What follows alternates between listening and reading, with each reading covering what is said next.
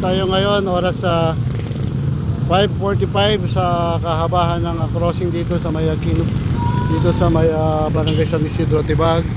At nandiyan na rin ang mga law enforcer natin na PNP na umaantabay ngayon. Sila Sir Valdez at si Sir Ramos na umaantabay sa traffic, habahan ng traffic dito ngayon. At least nandiyan sila para maging mapaganda ang daloy ng mga motorista natin. Nandiyan sila Sir Gordolio na umaantabay din mula sa ating motorista dito sa may crossing ng Tibag, San Isidro. At para mapanatiling mas mapabilis ang daloy ng mga motorista natin dito sa may San Isidro, Tibag.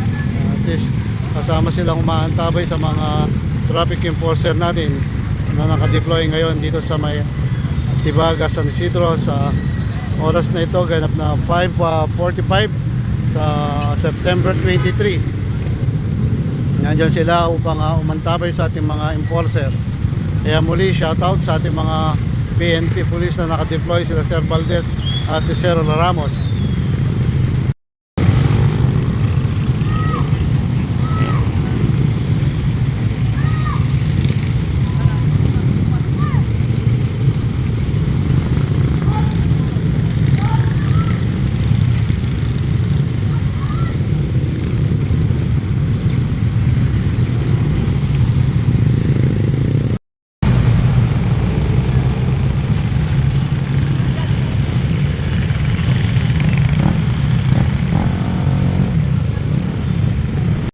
Muli, ayan po, napakaayos po ng ating motorista ngayon. Ang daloy dito sa may crossing Tibag at San Isidro. At least nandyan umaantabay sila Sir Supan at Sir Valdez at Sir Ramos. Mga PNP enforcer po natin na sila po ang kasamahan natin, sila Sir Gordolio, mga kasamahan niya na mga traffic enforcer na nandito umaantabay sa atin ngayon sa ganap ng oras na alas 6 na ng hapon sa September 23.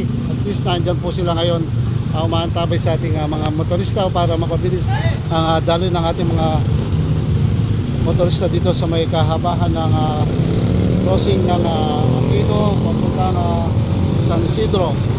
Kaya muli po, shoutout sa ating mga police PNP na nakadeploy ngayon, si Sir Supan, Sir Valdez at si Sir Ramos. At ganoon din po sa ating mga mga enforcer na nakadeploy, si Sir Gordolio. Shoutout din po sa ating Chief TMU na si retired Arturo Antonio sa pag-deploy po ng ating mga enforcer. Ganun din po sa ating Chief ng Poso, si retired Colonel LC Miranda. Kaya po shoutout po sa kanila. Ang oras po ito ay ganap na mag-aalas 6 po na ng gabi, September 23.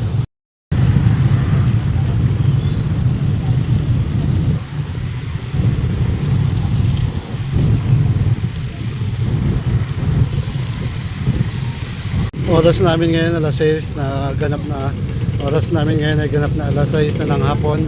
At least nandiyan pa rin ang mga PNP law enforcer natin na nakadeploy, sila Sir Supan at Sir Valdez at Sir Ramos, para lagi nakaantabay dito sa may kahabahan ng traffic dito sa may Tibag crossing San Isidro. At nandiyan sila, kaya shoutout sa kanila ngayon.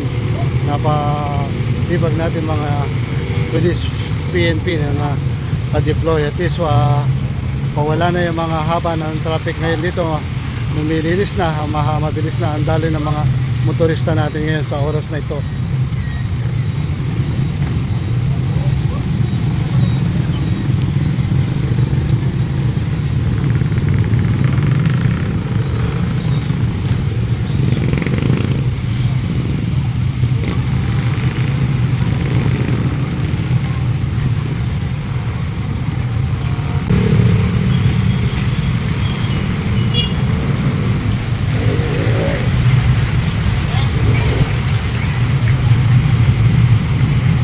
Kaya muli, shoutout po sa ating retired colonel na si Colonel Arturo Antonio, ang chief na TMU dito sa Tarlac City. At ganun din po kaya retired Colonel LC Miranda, ang chief ng Poso.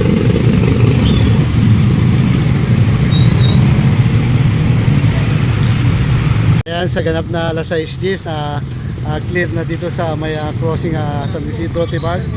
At least nandun na sila Sir Supan, shoutout sa kanila. Shoutout kay Sir Valdez, Sir Ramos, at ganoon din kay Sir Gordolio at Sir Bautista sa pag-amando nila dito sa may crossing San Isidro at Tibag corner.